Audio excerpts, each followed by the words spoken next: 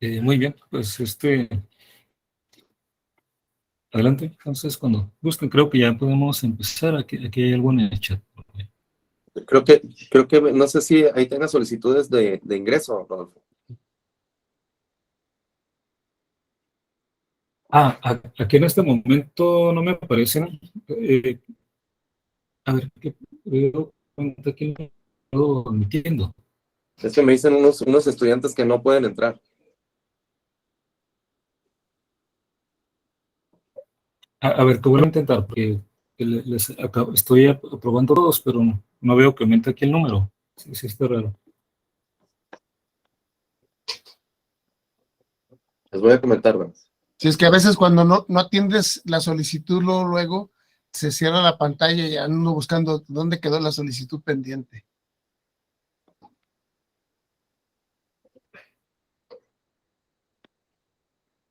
Ya les dije que vuelvan a intentar, a ver si pueden entrar.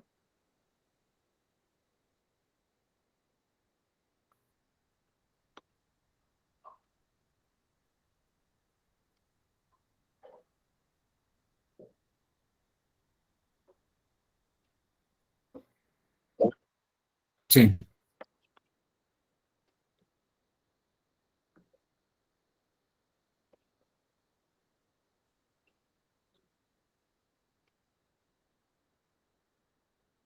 Okay. Sí, porque aquí ya no me ¿Te han aparecen llegado, Rodolfo? solicitudes, pero sí estuve aprobando varias. Pero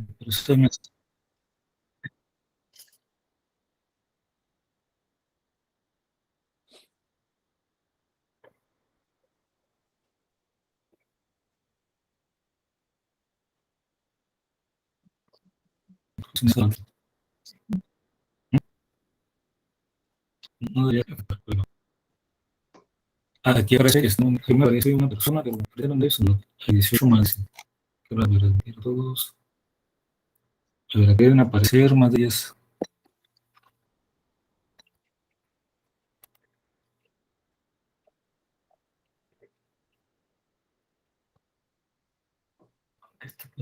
Acabo de admitir 2 bloques de como de 8 cada uno. No veo que aumenten proporcional. Entonces yo creo que me estaba quitando aquí ancho de banda la cámara por algún problema.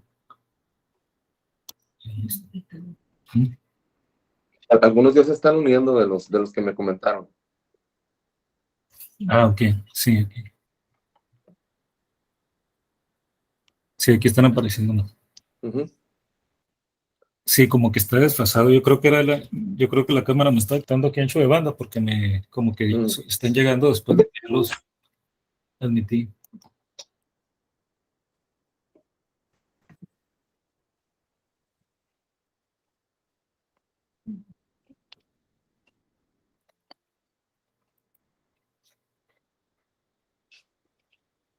Entonces, ¿te siguen llegando, Rodolfo? Nada más para estar seguro. Sí, pero también ya están como algo muy curioso, como que se desfasó porque se siguen incorporando algunos que ya había admitido, pero que no se habían conectado en el momento, ¿no? Yo creo como un desfase. Pero yo creo que podemos iniciar, ¿no? Sí. Ok.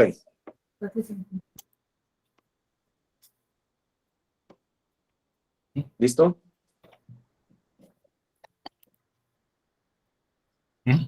Iniciamos, Rodolfo, entonces. Sí. Correcto.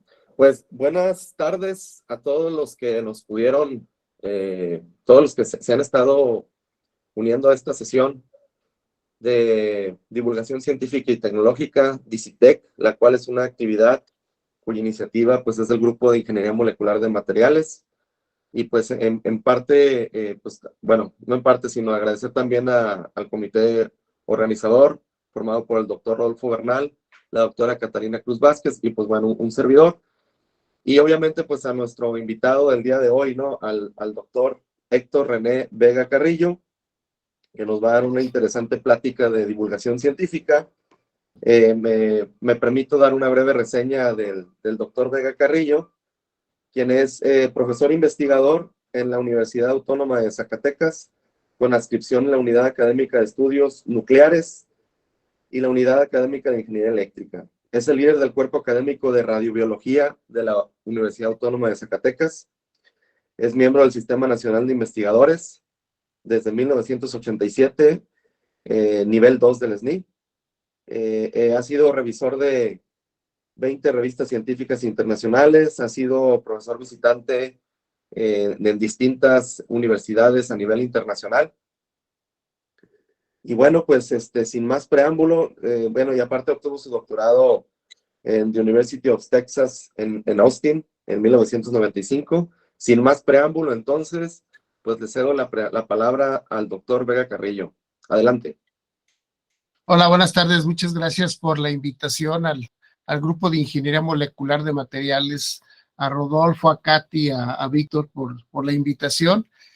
Y ahora, como es una conferencia de divulgación, espero que les sea interesante, y lo que intento es explorar un panorama muy general sobre dónde usamos la energía nuclear, cuáles son los beneficios, y un poco cerrar esto con las áreas de oportunidad.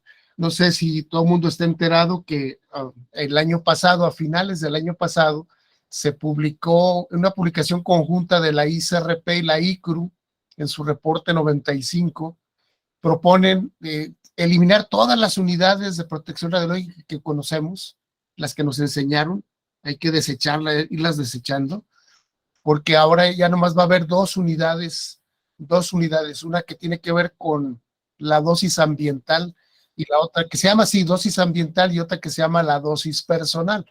Y habrá que esperar un cierto tiempo a que nuestros queridos legisladores, nuestros servidores públicos, se pongan se dejen de estar peleando por banalidades y se pongan a trabajar en normar esa ley que nos va a regir desde los laboratorios que utilicen una fuente radiactiva, que tengan una fuente radiactiva, hasta las industrias o la generación misma de energía nuclear. La intención de estas nuevas unidades es todavía asegurar mejor la protección de las personas que trabajamos cotidianamente con fuentes de radiación, pero cambió el paradigma, es un modelo completamente distinto, donde antes usábamos diferentes dosis, medíamos con un aparato y le llamábamos un tipo de dosis, y luego tenemos que hacer ciertos cálculos para llevarlo a lo que le llamamos la dosis efectiva y ver si la dosis efectiva pues cumplía o no con la norma. Y ahora esto está cambiando. Ya tiene apenas este año que se empezó a dar a conocer, y aún empieza ya a ver el impacto en la comunidad científica en tratar de ajustarnos a las nuevas unidades. Entonces, bueno, voy a cerrar un poquito con las áreas de oportunidad que se nos presentan a todas las personas que por accidente o por profesión nos dedicamos a esto. Entonces, mi nombre es Héctor Nevea Carrillo, soy miembro del Cuerpo Académico de Radiobiología de la Universidad Autónoma de Zacatecas. Aquí están mis coordenadas, mi buzón electrónico, la página de internet y el Facebook, y vamos a iniciar.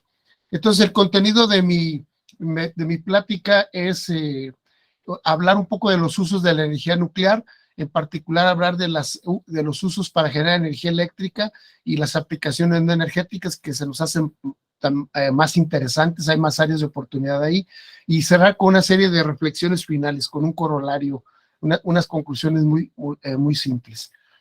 Entonces, la energía nuclear la podemos usar en dos grandes rubros. Uno es la generación de energía y la otra son todos los usos no energéticos. Y dentro del campo de la generación de energía, pues hablamos de dos posibilidades.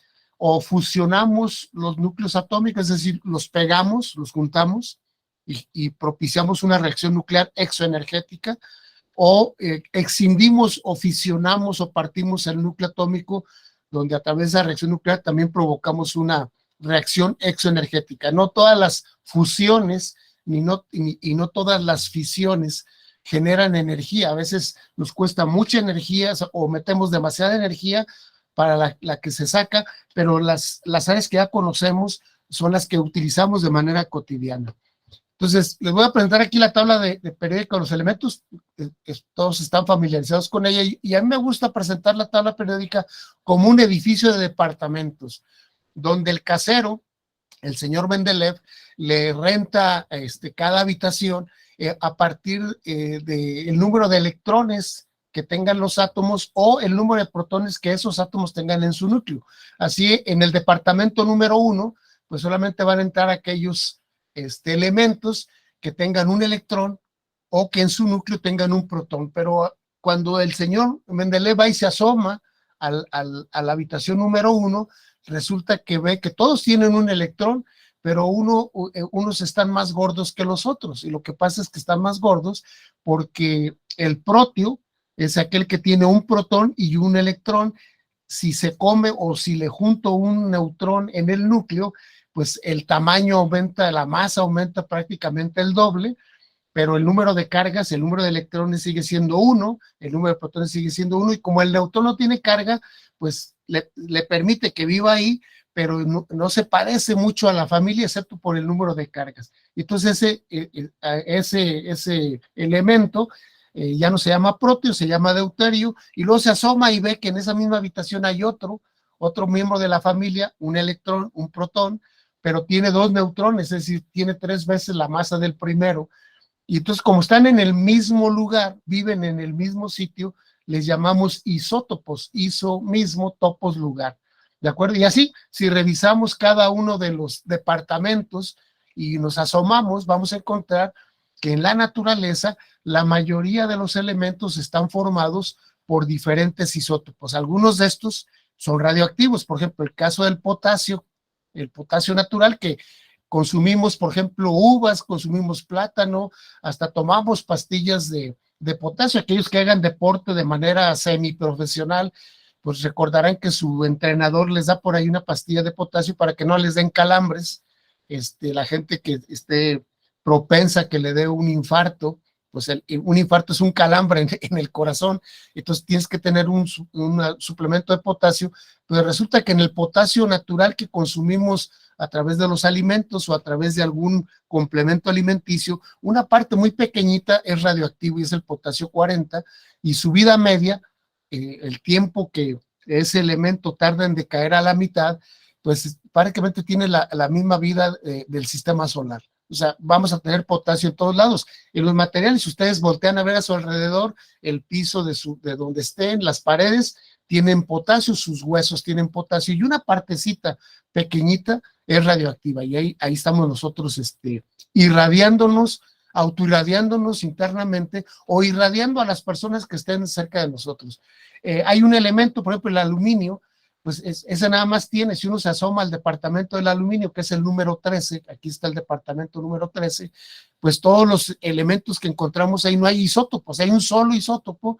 En la naturaleza el aluminio nomás tiene un solo isótopo, pero podemos generar en el laboratorio isótopos del aluminio bombardeándolo con partículas cargadas, protones, partículas alfa, pero nos sale más económico bombardearlo con neutrones, porque pues, los neutrones no tienen carga, entonces no sufren la repulsión electrostática, la repulsión columbiana, que sufrirían las partículas como las alfa, que tienen 2 protones, o como bombardearlo con protones, que nos costaría mucha energía vencer esa barrera, ¿no? Y así cada elemento. Y resulta que si ahora acomodamos los elementos, pero en función de sus isótopos, nos da una curva como la que ven aquí en rojo. Aquí tengo, obviamente no aparece, porque aquí estoy colocando el número másico, es decir, cuántos protones y cuántos neutrones hay en el núcleo, y en el eje Y estamos trazando cuánta energía me cuesta o cuánta energía tengo que invertir para poder separar un habitante del núcleo, ya sea un protón o un neutrón, que en forma genérica le llamamos nucleón. Y pueden ver que, por ejemplo, en esta zona, pues están los que tienen un número másico pequeñito. No aparece el proteo porque pues es uno solo, entonces aparece el deuterio y aparecen todos los isótopos de los elementos, y vemos que el que nos cuesta más trabajo robarle un nucleón, pues es uno de los isótopos del fierro.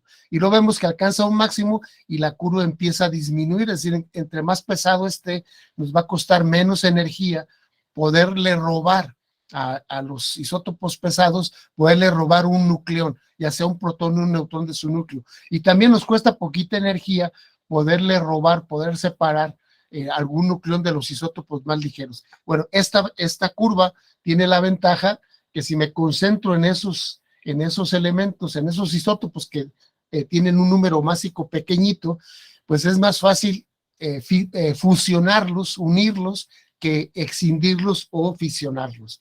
Entonces, esto es el fenómeno de la fusión nuclear.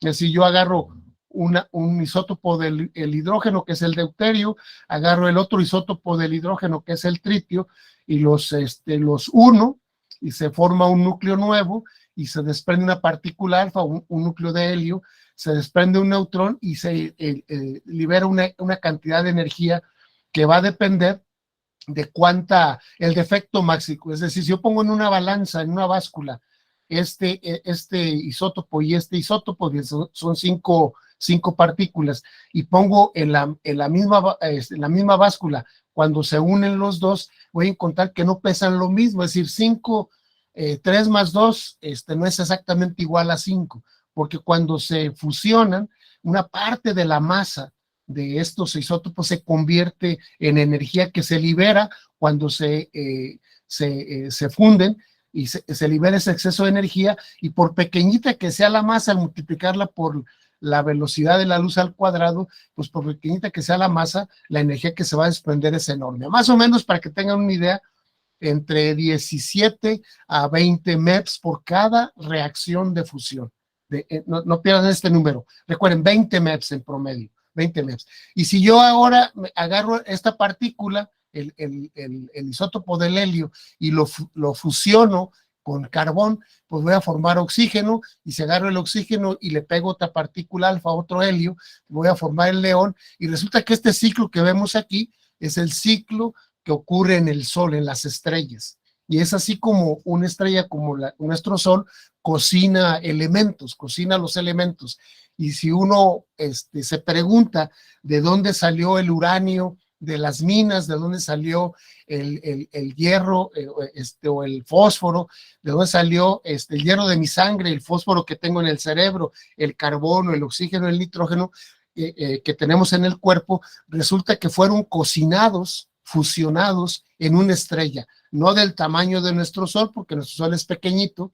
Lo más que se puede cocinar en una estrella como la nuestra, llegamos hasta el hierro. Ese es el elemento más pesado que podemos producir. Entonces, para producir elementos más pesados que ese, necesitamos una estrella que sea mucho más grande.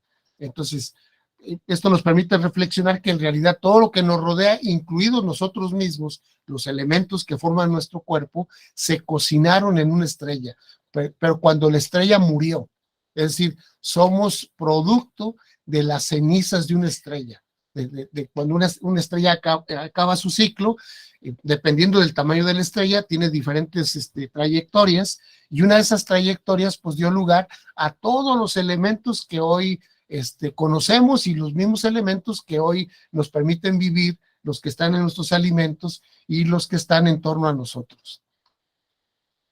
Entonces, para mostrarles, para poder hacer esta reacción, aquí conocemos la matemática, conocemos la física, y nos ha fallado la ingeniería, porque lo que necesitamos para tener una máquina, un reactor que pueda ayudarnos a fusionar, a producir energía nuclear a través de la fusión, necesitamos tener en la Tierra un contenedor que soporte un Sol en miniatura. Y ahí es donde la ingeniería aún no se ha podido rebasar. Y aquí les pongo, por ejemplo, cuánta energía cinética necesito yo darle a los isótopos que voy a hacer reaccionar para que se fusionen, y podemos ver que hay unos que me cuestan muy caro. Por ejemplo, protón contra boro 11, pues necesito del orden de 60 kiloelectronvolts. Necesito que tengan esa energía. Me sale mucho más económico la reacción de agarrar deuterio y pegarlo con el tritio, porque la energía que necesito es pequeñita. Pero si quiero que mi reacción sea óptima, pues necesito buscar el pico de la reacción y hacer que mi reactor tenga les dé una energía del orden de los 60 kiloelectronvolts. Y uno dirá, 60 kiloelectrones como que no suena muy alto, pero si ustedes calculan qué temperatura tendrían ese medio para que eso ocurra, se van a dar cuenta que la temperatura es enorme. Y eso solamente se da en el centro del Sol, porque afuera, en la cáscara, en la cromósfera solar, pues la temperatura es del orden entre los 5.500 a los 6.000 Kelvin. Y por ahí, si uno hace un aparatito en su casa o ahí en la escuela como proyecto, utilizando un vidrio y una rejilla pequeñita, uno puede tener un espectrómetro casero que te permite descomponer la luz solar en los colores del arco iris, y viendo cuál es el color más prominente, uno puede calcular cuál es la longitud de onda y calcular la temperatura. Y más o menos uno encuentra que anda entre los 5.500 y 6.000 kelvins de temperatura. Pero para que la reacción se dé, necesitamos los miles de millones de grados que hay dentro del Sol. Pero ha habido laboratorios donde se hacen plasmas, ese estado de la materia se le llama plasma, y es el estado, se le llama plasma al estado de la materia donde la energía cinética de esas partículas, uno puede decir que es un gas porque es plasma, pues esas partículas que están por ahí chocando unas contra otras, la energía cinética es suficientemente grande para que la repulsión o atracción columbiana sea despreciable. Y entonces necesitamos pues temperaturas altas, ¿no? Y hay aparatos de laboratorio, como en la imagen que se ve aquí, donde se alcanzan temperaturas altas, pero no lo suficiente para producir energía de manera permanente. Por ahí hace mes y medio se dio la noticia en la Academia de Ciencias de China que habían logrado mantener altas temperaturas, pero si ustedes ven la nota, por milisegundos, y luego el reactor se apagó porque pues, el plasma es muy inestable, entonces se utilizan botellas magnéticas, recipientes magnéticos, y en los libros sí decimos, sea un campo magnético uniforme, pero cuando ya se va uno a la ingeniería, producir un campo magnético uniforme es sumamente complicado, y ahí es donde hemos fallado para controlar esto. Pero el día que logremos controlar la fusión, ya no vamos a necesitar otra fuente de energía, porque el principal combustible de la fusión nuclear es el agua. Y este planeta se llama malamente Tierra porque el 70% del planeta es agua. Y entonces en el agua natural, en la que bebemos, ya sea a través de un agua fresca, del agua de la llave, agua de garrafón, un porcentaje pequeñito ahí está el deuterio. Y se puede producir el deuterio en forma industrial, y de hecho es un desecho, es un subproducto que no se aprovecha en las industrias petroleras. Cuando están haciendo el cracking del petróleo, se separa el deuterio, y o en las plantas hidroeléctricas se puede separar ahí el deuterio de manera un poco más económica. Entonces les decía que el día que logremos controlar esto, se acabó el problema energético del mundo, porque en el agua que ustedes compran en las botellas estas de 1 litro, el volumen, vean, imagínense una botella de 1 litro de la que todo el mundo conoce, ahí tenemos el combustible suficiente para abastecer toda la energía de México por varios meses. En esa botella, si logramos fusionar el deuterio que hay ahí y el proteo que hay ahí, tendríamos el combustible para abastecer todas nuestras necesidades energéticas. Y la otra es que si no lo logramos hacer, y el reloj está corriendo, pues estamos condenados a desaparecer como especie humana, porque eventualmente nuestro Sol va a llegar a un momento, no se asusten, nos quedan 5,000 millones de años, porque apenas va a la mitad de su vida el Sol, pero dentro de 5,000 millones de años, el Sol va a entrar en sus estratos de muerte, y porque se empieza a acabar el combustible, la fusión nuclear que intenta hacer que el Sol explote, pero la fuerza de gravedad hace lo contrario, intenta hacer que el Sol se comprima. Eventualmente se va a acabar el combustible, va a ganar la gravedad, va a perder la fusión, el Sol se va a comprimir, y en ese proceso de compresión va a reencenderse otra vez y va a hacer que el Sol estalle. Cuando eso ocurra, pues los planetas más cercanos, entre esos la Tierra, pues va a ser consumido completamente. Entonces, está en la sobrevivencia de la especie humana en que logremos controlar la fusión para buscar mudarnos a otro planeta que tenga un Sol más joven, y si no lo hacemos, pues estamos condenados a desaparecer como especie. Entonces, entre los diseños de ingeniería, pues están los reactores de fusión. Este es un diseño real.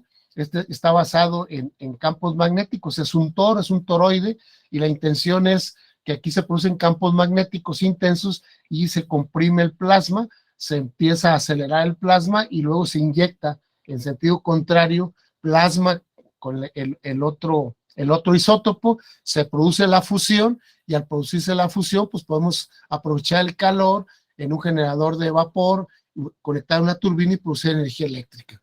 Y este tipo de energía nuclear tiene la ventaja que no produce desechos nucleares de vida media muy larga como lo hacen los reactores que actualmente utilizamos. Entonces, la otra opción, la otra posibilidad, les decía, para generar energía es la fisión. Es decir, ahora vamos a pensar en que vamos a escindir, vamos a partir el núcleo, y eso ocurre solamente en los más pesados. Y dentro de los más pesados, no todos nos dan un exceso de energía, no todos nos producen una reacción exoenergética. Solamente ahí estaría el uranio 233, que no existe en la naturaleza, hay que producirlo. El uranio 235, ese sí existe en la naturaleza, aunque en concentraciones muy pequeñitas, y el uranio, el americio 241 y el plutonio, que el plutonio tampoco es natural, es artificial. Entonces, ¿qué pasa cuando escindimos? Bueno, tengo un núcleo pesado, piensen en uranio 235, le arrojo un neutrón, no me cuesta mucha energía porque el neutrón no va a ser rechazado por las fuerzas de repulsión columbiana del núcleo, penetra el núcleo como un cuchillo caliente en mantequilla, y cuando entra el neutrón al núcleo, se produce un desequilibrio de las fuerzas internas nucleares que hace que eventualmente el núcleo se parta. Y si uno pudiera ver esto en cámara lenta, despacito, sería como cuando uno iba a las clases de biología y veías cómo se reproducen las células. Por eso se llama fisión. El nombre de fisión se la copiaron los físicos a los biólogos, porque vieron que se parecía al fenómeno de la fisión celular cuando hay reproducción celular. Bueno, cuando se parte en dos núcleos semipesados, y se liberan más neutrones, también se liberan rayos gamma, pero otra vez convertimos parte de la masa que estaba aquí metida, se convierte en energía por la ecuación más famosa de la física, igual a mc cuadrada, y si esto lo hacemos en un arreglo donde esta reacción se propague, pues podemos generar energía. Para que tengan una idea, por cada reacción de fisión se producen 200 millones de electrones volts de fisión. Acuérdense, en fusión dijimos que eran 20 millones, aquí son 200 millones. Quédense con ese número, 20 pesos y acá son 200 pesos. Y si comparo estos números con cuánta energía se produce cuando yo agarro un átomo de carbono y lo combino 2 veces con oxígeno para producir CO2. Y eso lo hacemos cuando quemamos la gasolina o el diésel de los vehículos automotores, cuando quemamos combustóleo, cuando quemamos gas natural, cuando prendemos la estufa de la casa. Nosotros mismos somos máquinas térmicas que utilizamos, que aprovechamos esta reacción química de agarrar carbono y combinarlo 2 veces con oxígeno. Bueno, por cada reacción química donde el carbón se combina 2 veces con oxígeno, se sacan 4 electronvolts. Comparen 4 pesos contra 20 millones y contra 200 millones. Por eso la energía nuclear tiene esa ventaja, como todas las cosas en la vida, tiene ventajas y tiene desventajas. Bueno, hay una parte de la ingeniería nuclear donde aprovechamos esta reacción y producimos esa reacción de manera controlada, es la reacción nuclear de fisión controlada, y aquí es donde está el defecto de este sistema, que los productos de esta fisión tienen vidas medias muy largas y son radioactivos, y una vez que acaba el ciclo de vida de este combustible en un reactor, pues hay que hacerse cargo de estos desechos, y ahorita hay 2 caminos, o hago reprocesamiento, o la otra, agarro los desechos y los guardo, pero hay que guardarlos por miles de millones de años, porque van a durar mucho tiempo siendo radioactivos. Entonces, fíjense, por cada reacción, aquí le llamo la primera generación, generé 2 neutrones, en la segunda generación generé 4, en la tercera generación generé 2, 4, 6, 8 neutrones. Algunos se me van a perder porque se escapan de mi sistema, otros van a ser absorbidos no por el uranio, y lo que yo busco en la ingeniería nuclear es que por lo menos por cada neutrón que yo invierto, al final me quede un neutrón listo para ser utilizado.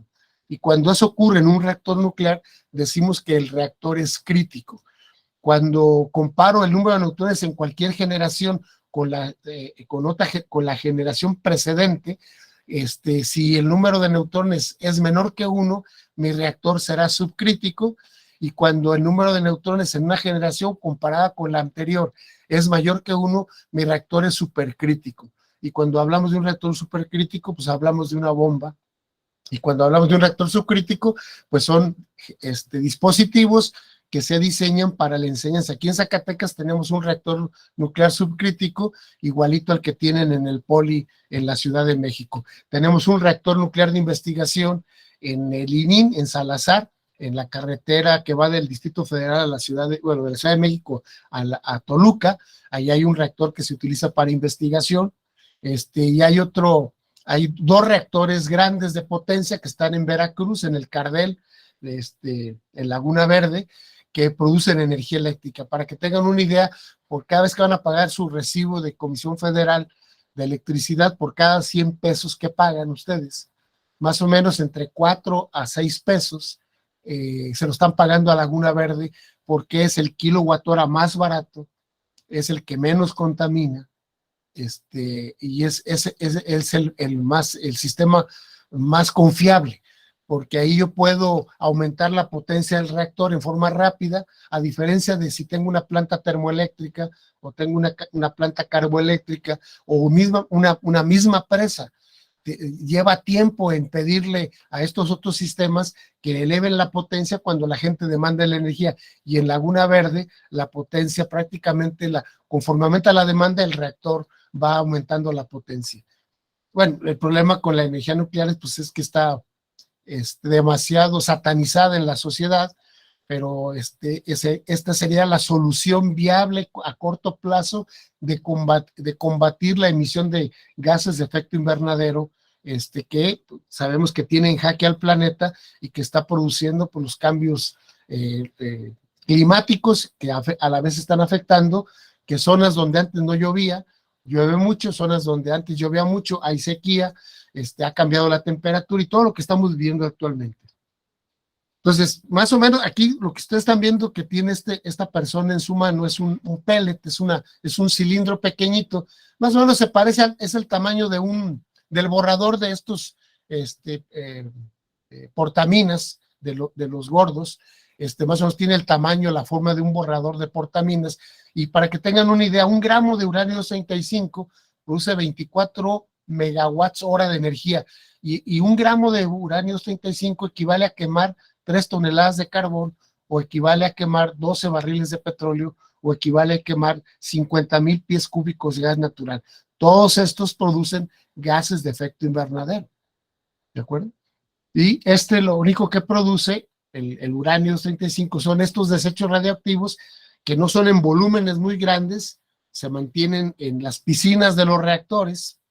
No es una muy buena medida, y ya lo que pasó en Fukushima nos dio la razón de que no es conveniente guardar estos desechos radioactivos dentro de la planta, sino que hay que buscar un depósito, y por lo regular se busca una mina de sal, porque donde hay sal no hay agua, y poder guardar ahí en barriles más o menos de este tamaño, en barriles los desechos, y etiquetarlos, o entrarle a la fase del reprocesamiento, separar los isótopos que tienen vidas medias muy largas, que el volumen será muy pequeñito, ¿de acuerdo? Y aquí les muestro una fotografía de un reactor nuclear subcrítico. Esta es una fotografía del Politécnico. De aquí otro reactor subcrítico se acaba de construir en Holanda, más o menos de la misma idea de estos reactores que tienen desde los 60s. Nosotros hemos hecho el rediseño de nuestro reactor. Hemos encontrado que modificando algunos de los parámetros geométricos se hace más eficiente, y está diseñado para que los estudiantes puedan estar aquí alrededor del reactor, los profesores pueden estar mientras el reactor está funcionando, y mientras está funcionando yo puedo meter las manos al reactor, sacar o meter combustible, sacar o meter detectores, o sacar o meter especies que quiero irradiar, sin que me exponga nocivamente a la radiación. Y aquí les muestro uno de los cálculos que hemos hecho para el reactor nuclear de Colombia. Ellos tienen un reactor nuclear de investigación, y aquí nosotros le optimizamos dónde debían de guardar la fuente para que no se estuvieran quemando los combustibles de su reactor. Y les muestro aquí el reactor de Linin. Aquí a Linin le hemos hecho trabajos de medir los espectros de radiación en 2 de sus haces que utilizan para irradiar, y acabamos de diseñarle a Linin una serie de filtros para poder eventualmente utilizar la energía nuclear para tratar tumores en el cerebro. ¿Cuántos son los países que tienen reactores? Donde ven ahí cada puntito rojo son plantas nucleares que están funcionando y que producen energía eléctrica. ¿Ya? Ahí pueden identificar que hay zonas del mundo, en África, en el Medio Oriente, en Australia, donde no hay reactores. En Sudamérica, Centroamérica y todos estos países, pues tiene Argentina, pues tiene Brasil, por aquí tiene México el de Laguna Verde, Cuba tiene un reactor nuclear, se me fue el nombre del país, y Estados Unidos, vean que hay una zona, esta costa es la que tiene más reactores nucleares, la otra costa tiene menos reactores, pero vean la cantidad de reactores que hay en Europa, ¿de acuerdo? Rusia, Rusia y todo lo que antes, los países que antes formaban el bloque soviético, pues tienen diferentes plantas nucleares. ¿Y cómo se produce, cómo se utiliza la energía nuclear? Bueno, aquí tenemos el reactor nuclear, y si se fijan aquí, es un circuito cerrado. Este reactor está a alta presión, lo cual lo que hace es que mantiene a pesar de que el agua alcanza 600, 700 grados centígrados, no se convierte en gas porque está a alta presión. Entonces eso hace muy eficiente la transmisión de calor. Está un circuito cerrado, y lo que hace que el exceso de calor lo transmite al otro circuito, que es lo que ven aquí en azul.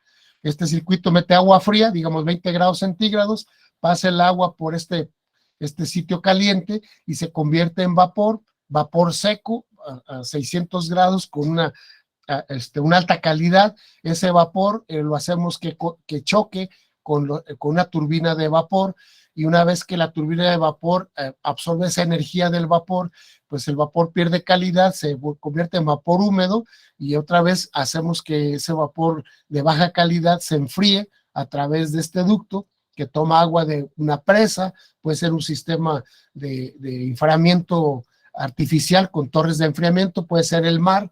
Tomamos agua fría y el exceso de calor lo regresamos a esa fuente, y el ciclo se repite. Este es un sistema que se conoce como reactor, una planta nuclear con reactor de agua a presión, o PWR. Y bueno, al girar aquí la turbina con una flecha, le acoplamos un generador eléctrico, y aquí utilizando las leyes de inducción y de Ampere y la circuital de Faraday, pues podemos generar energía eléctrica y llevar la energía eléctrica a donde se necesite. Este es uno de los diseños más comunes que se utilizan en el mundo para generar energía eléctrica. El otro sistema es, aquí sí, el agua fría entra directamente al reactor, aquí no está a alta presión, entonces absorbe el calor que se está produciendo aquí en las barras donde se está produciendo la fisión nuclear, y se convierte en vapor seco de alta calidad, y se repite el ciclo. Y aquí pues en un solo circuito, que es más eficiente que el otro termodinámicamente, pero aquí tiene el inconveniente de que el agua sí entra en contacto con el reactor, y conforme el agua va llevándose pequeñas partículas de las piezas metálicas del tubo, pues esas piezas metálicas se hacen radioactivas, y al final de cuentas pues todo esto queda contaminado, y hay que hacerse cargo de eso, ¿no? Pero la idea es exactamente la misma. Este es un reactor de agua hirviente o agua en ebullición, y se llama BWR por sus siglas en inglés. En forma muy simple, quiero que piensen en el boiler de su casa, que le llaman el boiler, que uno prende el gas ahí, y los que no tengan gas y todavía utilicen madera o acerrín, pues hay un sitio donde está el quemador del gas, donde uno mete lo que quieras quemar ahí, y ese calor pasa por las paredes, por un tubo que lleva el boiler de la casa, y ese tubo está rodeado por un tubo cilíndrico donde está el agua que queremos que se caliente. Bueno, es exactamente el mismo principio. Si se fijan, el generar energía eléctrica tiene todas estas piezas iguales y lo único que cambiamos es el boiler.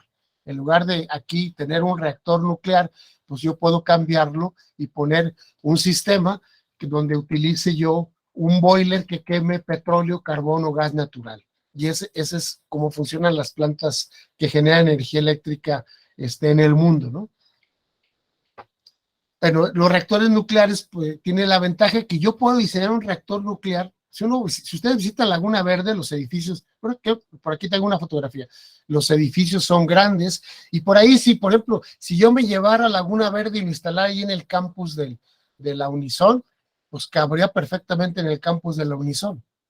O sea, es un sistema pequeño, pero yo puedo diseñar el reactor todavía más pequeñito, que quepa, por ejemplo, que 4 reactores quepan en un salón de clase.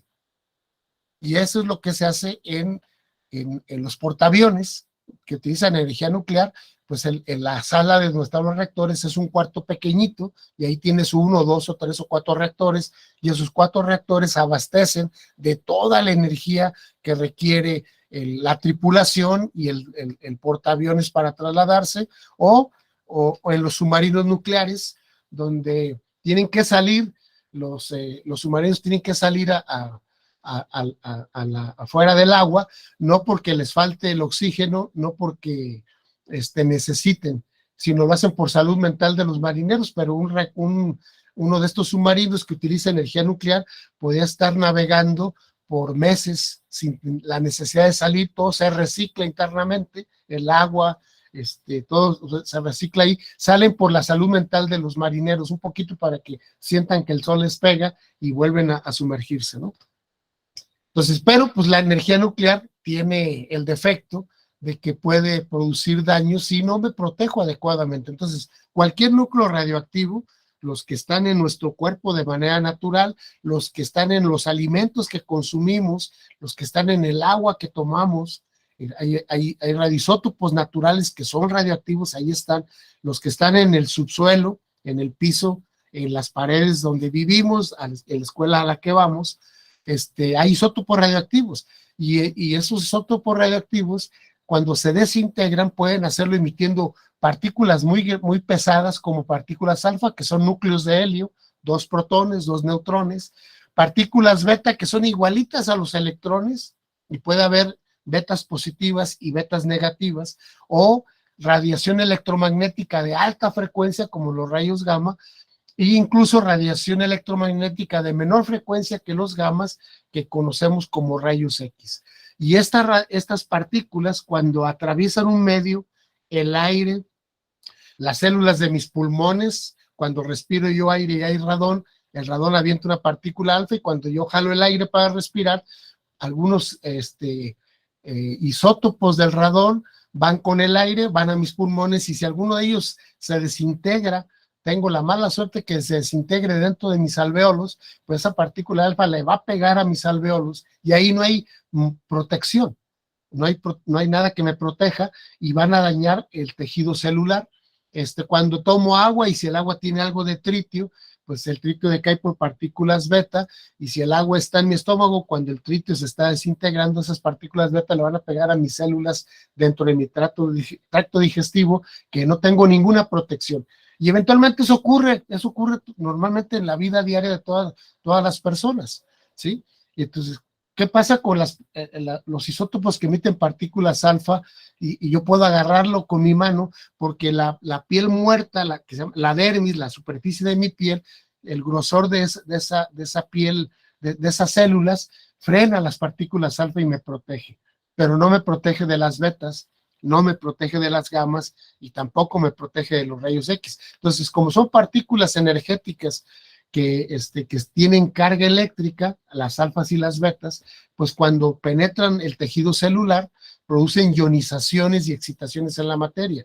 Los rayos gamma y los rayos X no tienen carga, no tienen masa, pero también en su paso por el tejido humano producen ionizaciones y excitaciones. Y si eso ocurre en una de mis células, que mayormente en el citoplasma, donde está la mayor parte es agua, pues voy a producir radicales libres, y esos radicales libres pues van a desatar procesos moleculares, procesos bioquímicos, donde la célula tiene mecanismos de protección, pero pues le agota la energía a la célula para estar reparando esos daños, y eventualmente la célula entra en un proceso de apoptosis, que es como que la célula se programa para morirse, se suicida la célula, y si no se muere la célula, si no se programó, entonces va a seguirse reproduciendo la célula, pero cuando ya el daño ocurrió en la parte donde está la información genética, en el DNA, y eso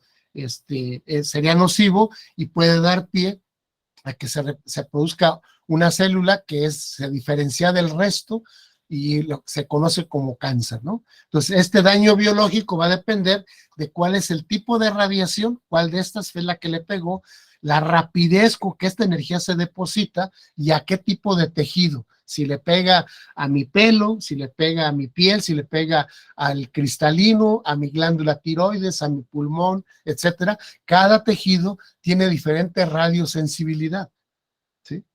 Entonces, pero estamos expuestos a radiación, nosotros mismos somos radioactivos, y las fuentes de radiación, fíjense, la exposición a la radiación, el 81% proviene de fuentes naturales. Una es el gas radón, que está en el aire que respiramos, y están los rayos cósmicos, que provienen de fuera de la Tierra, que contribuyen con un 15%, y está nuestra radiación interna, es decir, el potasio que tenemos en el cuerpo, el isótopo del carbono 14, que está en el carbono del carbono de nuestro cuerpo humano, etcétera, ¿no?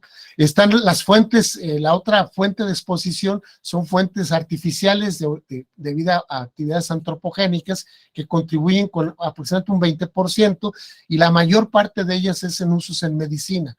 Los rayos X para el diagnóstico contribuyen con un 11%, y la medicina nuclear con un 4%. El consumir alimentos contribuye con un 3%, y si ustedes suman todo esto, la diferencia se debe a todo lo demás, a la caída de los isótopos de las pruebas que se hacían antes, de tronar bombas nucleares en el mar, o en subterráneas, o a nivel de tierra, que fueron muy usadas entre los 50 a los 70, se explotaron muchas bombas en muchos lugares, y todo esas partículas fueron emitidas a la atmósfera, y algunas de ellas vuelven a caer, y siguen siendo reactivas y se incorporan. Eso lo llamamos el fallout. Las plantas nucleares contribuyen con algo muy pequeñito. El viajar por avión contribuye con una dosis, y el dedicarse a estas actividades de manejar sustancias radioactivas contribuye a esa exposición.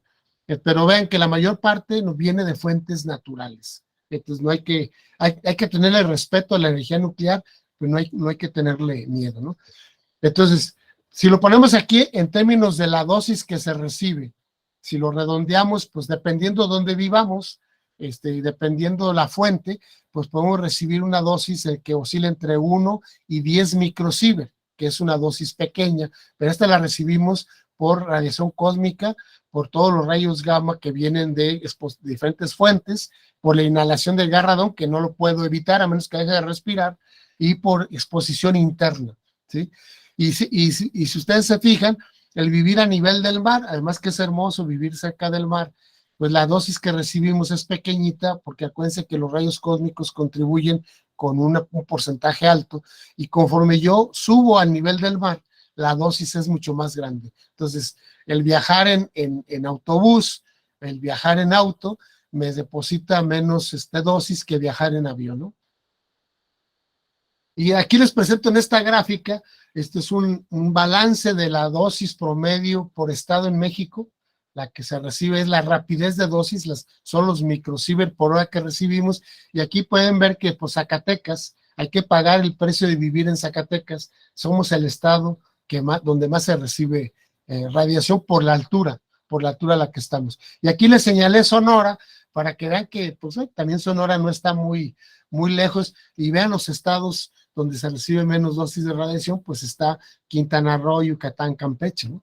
Este es un balance de que reporta la Comisión de Seguridad Nuclear y Salvaguardias, porque en cada estado tiene una estación que está transmitiendo vía internet, le está transmitiendo a la Ciudad de México los niveles permanentes de radiación y lo sacan un promedio anual y te lo reportan, ¿no? Pero las otras aplicaciones de la energía nuclear, les decía, son los usos no energéticos. Y aquí hay una gran cantidad de los usos. Los que a mí me llama más la atención son los usos en el área de la salud. Por ejemplo, imagínense, antes iba la gente al médico y decía, pues traigo un dolor aquí, y el médico trataba con su entrenamiento de buscar los síntomas, de conocer un poco el historial del paciente, y para poder hacer un buen diagnóstico. A ningún médico se le ocurrió decir, pues traigo el bisturí para abrirlo y ver qué trae adentro donde le duele, ¿no? Entonces, las ciencias nucleares nos permiten hoy tener una imagen dentro del cuerpo sin que sea invasiva. Y pues son muy comunes, por ejemplo, los rayos X, y la otra son las imágenes que se obtienen con medicina nuclear. Y aquí hay un montón de estudios que se hacen, por ejemplo, estudios estáticos, estudios dinámicos, donde uno puede ver cuando se le administra al paciente un isótopo radioactivo pegado a una molécula que va a dar a los órganos de interés, y uno saca la imagen y puede uno ver cómo se distribuye ese isótopo y se pueden diagnosticar si hay puntos calientes, pues indica que el paciente tiene una enfermedad, puede ser cáncer o puede ser otro padecimiento, sin necesidad de que el paciente simplemente le dieron a tomar algo, le va a saber agua un poco salada, o le inyectaron algo, y el mayor inconveniente va a ser el piquete de la aguja, pero le van a hacer un mejor diagnóstico, van a poder tener un mejor diagnóstico, y ese mejor diagnóstico que beneficia al paciente le va a permitir al médico dar un mejor tratamiento, hacer un seguimiento de un cierto tratamiento, ¿no? Aquí les presento otras imágenes que se pueden ver en 3 dimensiones, y ahí hay que usar muchas matemáticas, hay que diseñar sistemas de detección para poder hacer que que la fuente radiactiva del isótopo que le dimos al paciente, al desintegrarse, aviente en forma opuesta 2 rayos gamma que son capturados por el detector, y esas cuentas que se ven en estos detectores se utilizan algoritmos matemáticos para hacer la conformación del espectro de la distribución del cuerpo humano y del isótopo que se le dio al paciente. Aquí es un equipo de rayos X para hacer una tomografía, es decir, el paciente se acuesta en la mesa de tratamiento, la mesa se va a desplazar, pasa a través de una dona, y en esa dona el paciente no va a sentir nada, le va a estar llegando un haz de rayos X, y le va a hacer pequeños cortes en bandas muy delgaditas. La imagen que se obtiene en estos detectores en esas bandas se reconstruye con métodos matemáticos y se obtienen imágenes como esta, donde se puede ver como si yo le hubiera hecho cortes al paciente, y el ojo entrenado del médico permite detectar si hay anomalías dentro del cuerpo humano, ¿no? Pero no nomás se ven beneficiados o nos vemos beneficiados los seres vivos, también las especies animales. El sacar una radiografía de un pez, de una especie como los delfines, o de una especie en extinción, pues permite al profesional de la veterinaria pues tener elementos para hacer un buen diagnóstico. Y quizás lo más común, pues tener una mascota que se lastimó, la atropellaron, para ver si tiene alguna fractura, pero los rayos X los usamos, o en odontología para sacar imágenes de piezas dentales, y el facultativo puede hacer el seguimiento, primero el diagnóstico, o hacer el seguimiento de que el tratamiento que le dio va por buena ruta. Los otros usos son usar aceleradores lineales, como el que se ve en la imagen, este tubo que ven aquí, no sé si alcanza a ver que se ven aquí como unos cilindros, esos cilindros son huecos, y aquí ponemos una fuente de electrones, aquí está a 0 volts, y cuando llegan los electrones de este lado, pues los podemos acelerar a 20 millones de electrón volts, o 15, o 6, 8, 10, 12, 15, 18, hasta 20 millones de electrón volts en un tubito muy, muy cortito, y cuando los electrones llegan a su a su carrera final, pasan por esta, no sé si alcanza a ver aquí como un hilo, es el septum, es un pequeño hueco ahí, donde los electrones son enfocados con un par de campos magnéticos, se hacen que den la vuelta a 180 grados, y si yo necesito tratar un cáncer con rayos X, pues le atravieso un blanco, y si voy a tratar un cáncer que esté a nivel de la piel, utilizo electrones y bombardeo el cuerpo del paciente, ya sea con rayos X o con electrones. Y bueno, pues el paciente no siente absolutamente nada con los estados del paciente, el tratamiento. Claro, después del tratamiento, a la media hora, a la hora, va a sentirse un poco mal porque le van a dar una dosis muy grande, pero bien planeado esto, pues elimina o salva muchas vidas o extiende la vida de gente que estaba condenada a morir. Y aquí en esta área, pues hemos hecho diferentes contribuciones. Este equipo que ven aquí lo hemos diseñado nosotros, hemos diseñado la instrumentación, los algoritmos matemáticos usando inteligencia artificial, y hemos diseñado los dispositivos para poder monitorear un problema que se da en estos aceleradores que hay en los hospitales, donde de manera inherente, sin que esté planificado, sino porque así es la naturaleza, se producen neutrones. Dentro de los aceleradores, en la sala se producen neutrones que eventualmente pues andan los neutrones golpeando las paredes y golpeando el cuerpo del paciente, y la eficiencia radiobiológica de daño de los neutrones es hasta 20 veces más que la eficiencia radiobiológica de los rayos X de alta energía.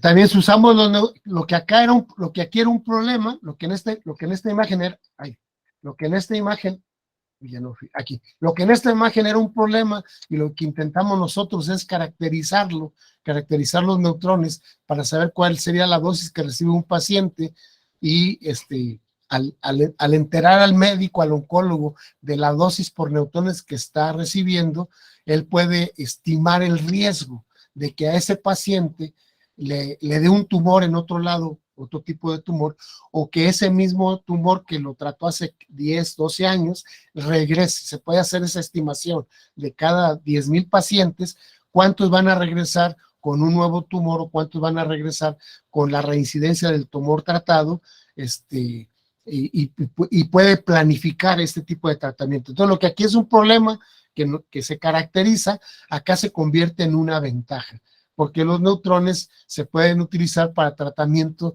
de padecimientos. Esta imagen es del MIT, es del reactor nuclear del MIT, y aquí ven una camilla de un paciente, y aquí ven el beam shaping, es decir, el colimador del haz. Si yo me acostara aquí a esta altura quedaría mi cabeza, y si yo volteara hacia este hueco, vería el núcleo del reactor.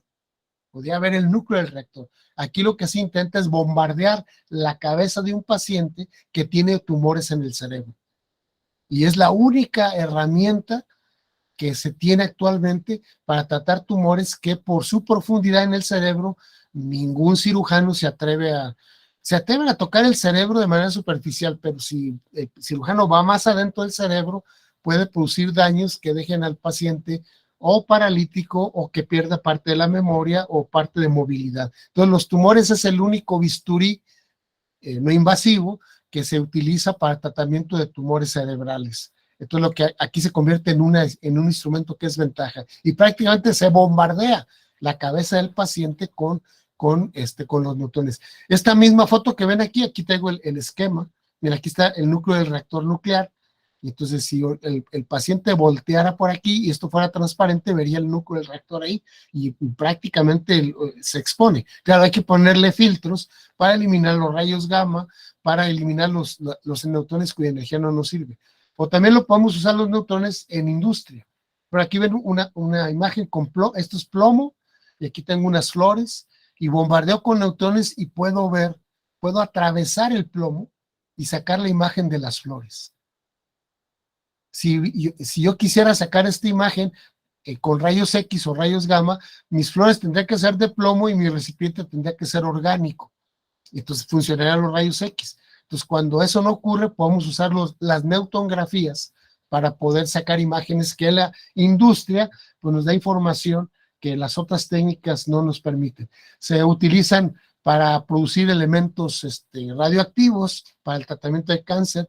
Se utilizan los neutrones para poder hacer análisis a nivel de partes por trillón. Fíjense, en una muestra de 0.2 gramos de alguna muestra, solamente estoy yo, 0.2 gramos, y puedo determinar de un solo golpe hasta 40 elementos de la tabla periódica. 40 elementos con una sensibilidad enorme. Claro, necesito un reactor nuclear para hacer eso y un equipo para medir. Entonces, es una técnica analítica que se utiliza profusamente en diferentes lugares del mundo. Usamos la radiación, por ejemplo, para la detección de fugas.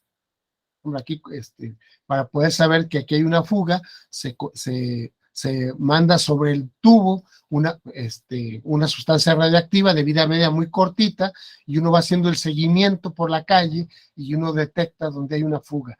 Y, por ejemplo, lo del huachicol famoso, pues se puede resolver o se puede detectar. Hay varias técnicas, una de ellas es viendo donde hubo un cambio de presión, una caída de presión de un punto a otro, se está fugando o se están robando el combustible, ¿no? Pero la otra, para detectar el sitio preciso, es usar fuentes radioactivas, ¿no? Se utiliza la energía nuclear para medir el nivel de erosión en sitios naturales. La utilizamos en la industria del carbón, en la industria minería, para hacer análisis elemental y ver la calidad del carbón que estamos sacando. Utilizamos como una técnica analítica para determinar no solamente el tipo de elemento, sino la concentración de ese elemento, y utilizamos la energía nuclear para producir pequeños reactores. Esta imagen que ven aquí es un reactor nuclear que se diseñó para Venezuela.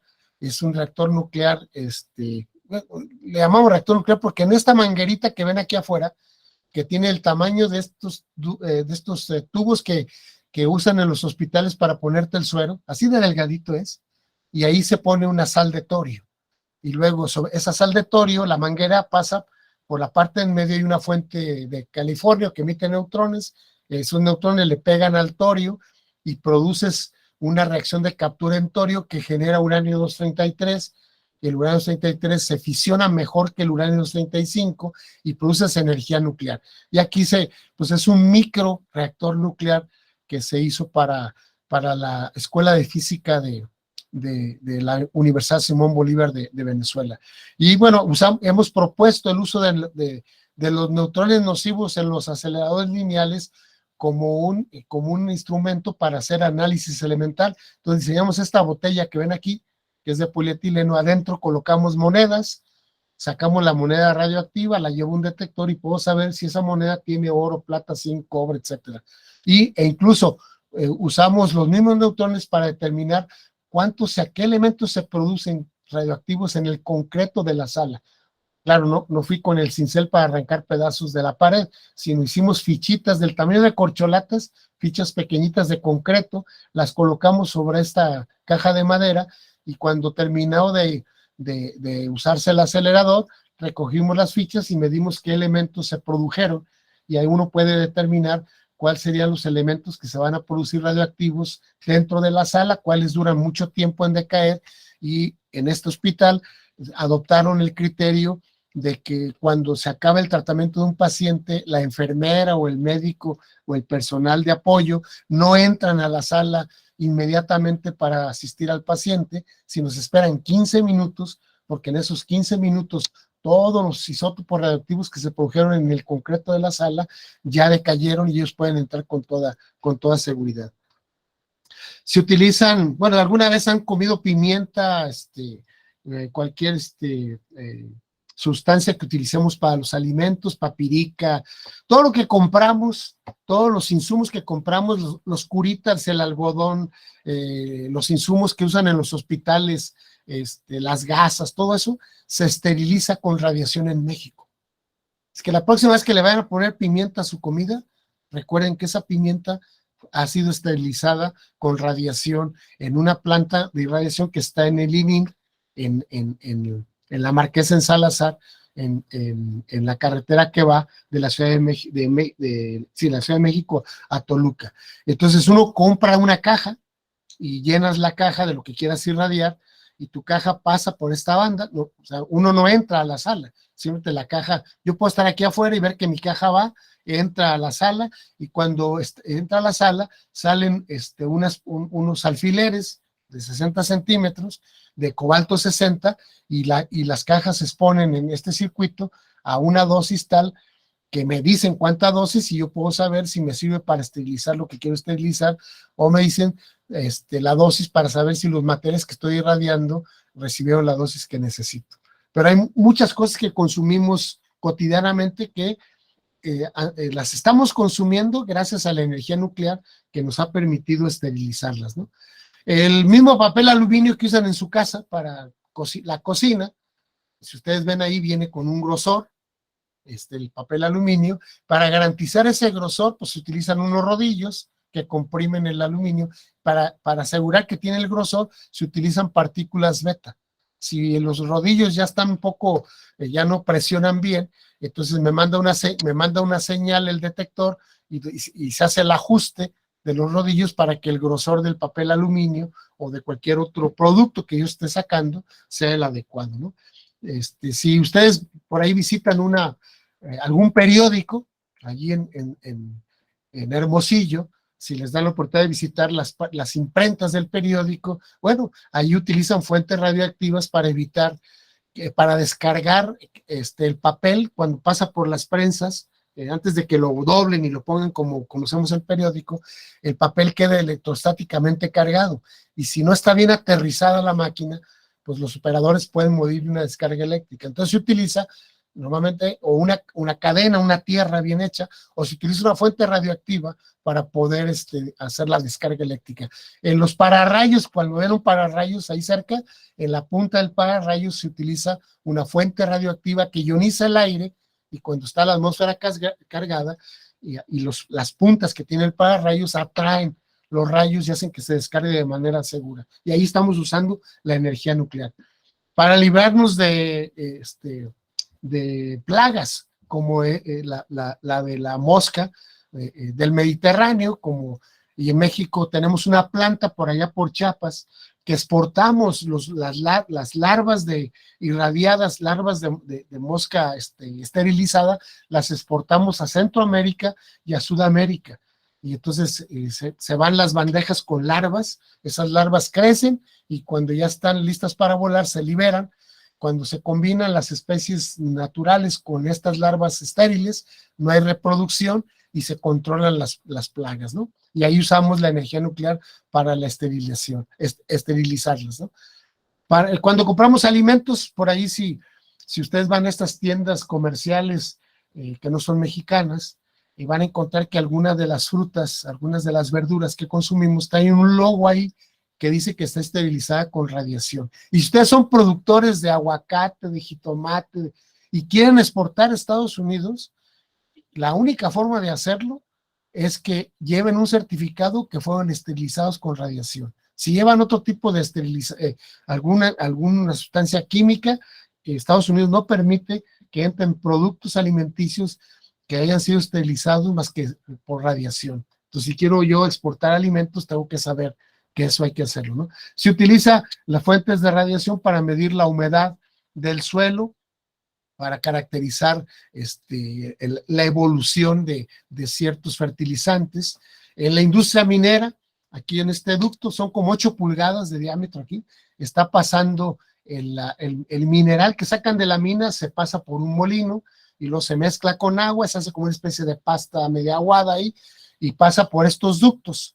Y entonces, a través de tener aquí una fuente radioactiva y un sistema de detección de este lado, en tiempo real, en tiempo vivo, estamos midiendo la cantidad de oro, de los materiales que les interesa a la empresa, cuál es la cantidad que lleva. Estos ductos van y se depositan en camiones, y esos camiones van y se transportan a la planta de tratamiento, y si está subrogada la planta de tratamiento, yo como dueño de la mina puedo saber cuánto oro le mandé según mis análisis y cuánto me tiene que reportar la persona que me lo va a separar.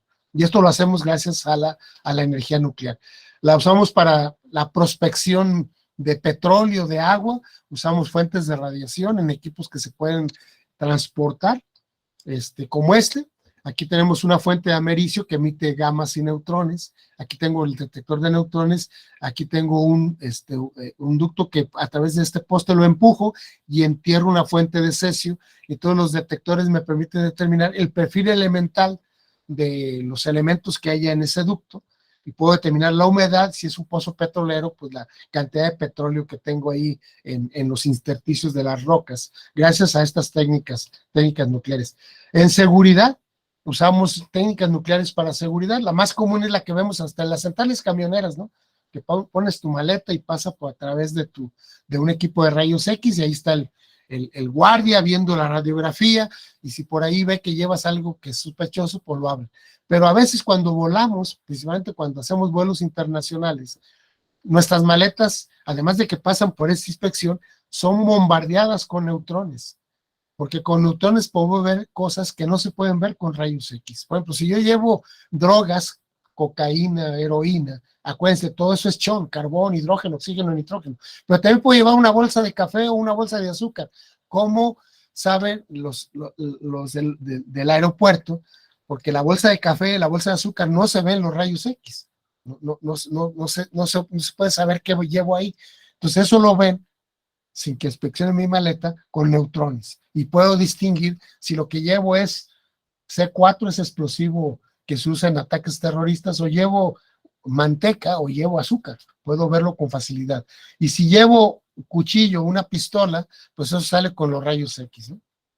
Entonces, incluso todos los transportes que van de México hacia Estados Unidos, y los que vienen de Estados Unidos hacia México, que son enormes cargas, pues no podemos estar diciéndole al chofer, pues descargue el tráiler y déjame abrir cada caja. Toda esa inspección se hace con fuentes de radiación. Y aquí pues, lo hemos hecho con el gobierno de España, a través de un estudiante, hizo el diseño, la evaluación de un sistema de detección, pero para los puertos españoles, donde pasan los tanques con el cargamento que viene de China, y se puede ver, aunque esté oculto, aunque yo quiera pasar un material nuclear aquí para un ataque terrorista, pues aunque vaya aquí en cantidades muy pequeñitas, estas técnicas permiten determinar si llevo personas de contrabando, si llevo drogas, si llevo armas, sin necesidad de que el chofer se baje del autobús, ¿no? Y se pueden perfilar, se pueden ver cosas que son peligrosas para transportar. Lo usamos pues en seguridad. Unas fotos de la frontera de estos sistemas de medición, que son cotidianos para muchos. Ustedes que están cerca de Estados Unidos y que a lo mejor viajan con frecuencia, pues les tocará ver que los trailers van por un lado y los autos van por el otro, porque tienen que pasar a través de estas fuentes de radiación. Y miren la ventaja, se puede ver si llevo una doble cabina y van personas de contrabando, y aquí diseñamos un sistema para detectar en paquetes sospechosos la presencia de explosivos, utilizando fuentes de neutrones. Se puede ver a la distancia si llevo materiales nucleares especiales con sistemas de detección en una caja que lleva materiales sospechosos.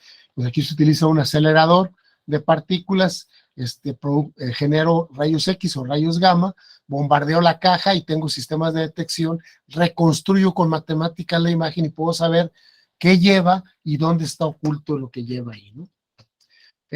Se utilizan en los satélites. ¿Sí?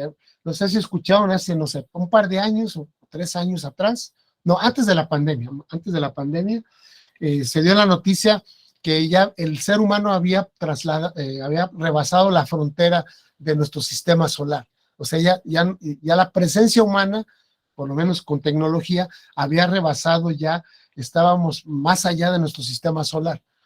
Y dice uno, bueno, ¿y qué batería llevaba? Son Everready, son Rayovac, ¿de cuáles baterías lleva? Y lleva baterías nucleares, porque ya la energía solar a esas distancias ya no alcanza a alimentar los paneles solares. Entonces entran en operación las pilas que usan fuentes radioactivas. Y esos satélites que se lanzaron por allá por los 70s, esos satélites siguen transmitiendo señales. Ya vamos más allá. Y las personas que tengan la desventaja de usar un marcapasos, lo que traen ahí es una pila nuclear. El marcapasos se fabrica, lo paga el paciente, se le pone al paciente, y cuando el paciente fallece, la pila se le quita y no se vuelve a utilizar porque utiliza fuentes radioactivas.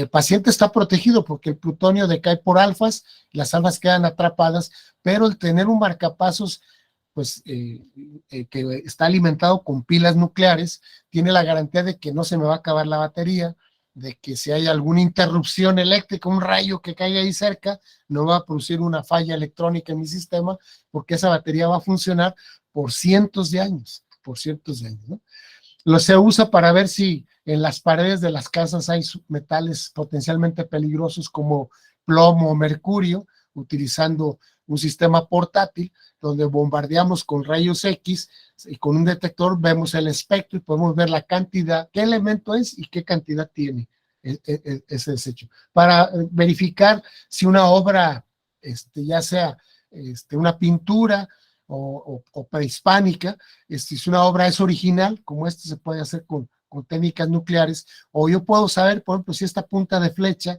si saben que antes de que hubiera el Tratado de Libre Comercio entre México y Estados Unidos, ya había habido libres comercios entre los aztecas y los indios que viven en el sur de Estados Unidos, ya había un libre tránsito comercial, había un trueque. Por los que han estado en Nuevo México, por ahí hay un museo interesante donde viene el mapa de la ruta desde México en época prehispánica, desde México hasta la parte de lo que hoy es Nuevo México. ¿Y cómo estoy seguro de que eso ocurría? Bueno, pues yo me encuentro una punta de flecha en Nuevo México y me encuentro una punta de flecha en Toluca, y yo puedo analizar la composición elemental de la obsidiana y puedo saber de qué beta vienen y si la beta es común. Y si la beta es la misma, pues quiere decir que había un libre tránsito de productos. Y esto se hace con vasijas, con obras artesanales, esto se hace de manera cotidiana. Y lo más común es, pues hemos visto un detector de humos en los hoteles, algunas escuelas, y algunos de ellos, no todos, algunos de ellos usan una pequeña fuente radioactiva y un pequeño sensor, donde cuando pasa el humo, la fuente radioactiva le está pegando al sensor y el circuito está cerrado. Entonces mantiene el sonido y la luz apagada. Cuando el humo se atraviesa entre el sensor y la fuente de radiación, se interrumpe el circuito, se dispara la alarma y nos avisa de que hay alguna sustancia como humo que está poniendo en riesgo la vida de las personas, y utilizamos aquí también fuentes radioactivas. Si uno va, por ejemplo, a Home Depot y por 120 pesos te compras tu detector, aquí lo hemos hecho, compramos los detectores, todo para sacarle la fuentecita que es de americio 241 que emite alfas, ¿no? Para detección, les decía, de los ductos que llevan gasolina, que llevan diésel, que llevan gas natural, para no tener que abrir porque están a alta presión, se utilizan fuentes radioactivas para ver o la calidad de la soldadura o la calidad o si hay alguna fuga del ducto, que ha sido malintencionado por falla mecánica de los ductos. Y aquí les estoy mostrando de manera muy simple, esta es la firma de los rayos gamma que en esta hora que hemos estado aquí platicando, la firma de los rayos gamma que les están pegando a su cuerpo. Y estos provienen, mire, aquí tengo el pico del potasio 40, y aquí tengo el pico del bismuto 214, que es progenie del uranio 235 que hay en el ambiente, y aquí tengo el pico del talio 208, que es progenie del torio 232. Entonces yo pongo aquí mi detector y saco la firma de los rayos gamma de mi laboratorio y puedo saber cuánto torio, cuánto uranio y cuánto potasio hay en el ambiente. Me voy a la calle, me voy al estacionamiento y saco la firma y puedo determinar cuál es la influencia de estos radioisótopos que ahí están, ahí van a estar de por vida. A lo mejor tumban el laboratorio, hacen otro, pero esos isótopos van a estar ahí permanentemente, y quiero que se queden con la imagen de que cuando estén en su casa, en la tranquilidad de su hogar, dormidos en su casa seguros, esta es la radiación gamma que van a recibir de las paredes de su casa, pero recuerden, nuestro cuerpo humano ya está adaptado. Entonces no hay que tenerle miedo a la radiación, no hay que tenerle respeto, hay que prepararnos muy bien, entender los fenómenos, cómo ocurren, y recordar las 3 reglas de oro para la protección radiológica, que son las mismas reglas de oro que se usan para las suegras o los suegros. Mantener la distancia, estar el menor tiempo posible y colocar entre la fuente y mi cuerpo un blindaje. Y esas son las 3 reglas de oro. Entonces, como conclusiones, el espectro de los usos de las ciencias nucleares es muy amplio, hay muchas áreas de oportunidad para trabajar con materiales nuevos para la detección de la radiación, para trabajar con materiales nuevos que nos hagan tener mejores blindajes para la radiación, entender mejor los fenómenos, y el uso que tiene mayor impacto es buscar el bienestar de la sociedad. O sea, en México no tenemos sabemos cómo hacerlo, ¿eh? Sabemos cómo hacer un artefacto explosivo, claro que sabemos cómo hacerlo. Sabemos, en el caso que hubiera una amenaza, sabemos cómo desmantelar. Aunque ustedes vean esas películas de que no se puede apagar la bomba, sabemos cómo podemos frenar un ataque. Entonces, la filosofía de universidades como las nuestras, las públicas, también las privadas, no creo que tengan fines bélicos, pero la finalidad es buscar el bienestar social y buscar el bien común. Pero para que hagamos un uso adecuado de todas estas bondades que nos brinda la naturaleza, necesitamos de algo muy valioso, que es el recurso humano. Y el recurso humano está en las mentes jóvenes, que a través del proceso educativo les damos la información para darles un plus y que ese recurso humano lo capitalicemos en mejores profesionales. Y con esto cierro y les agradezco la generosidad de su atención y si hay tiempo y hay preguntas, con todo gusto.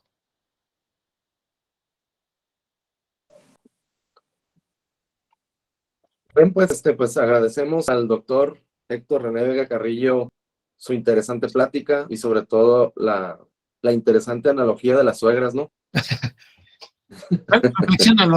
Reflexiónalo. Pero también pídele a tu esposa que haga lo mismo. Bueno, ok.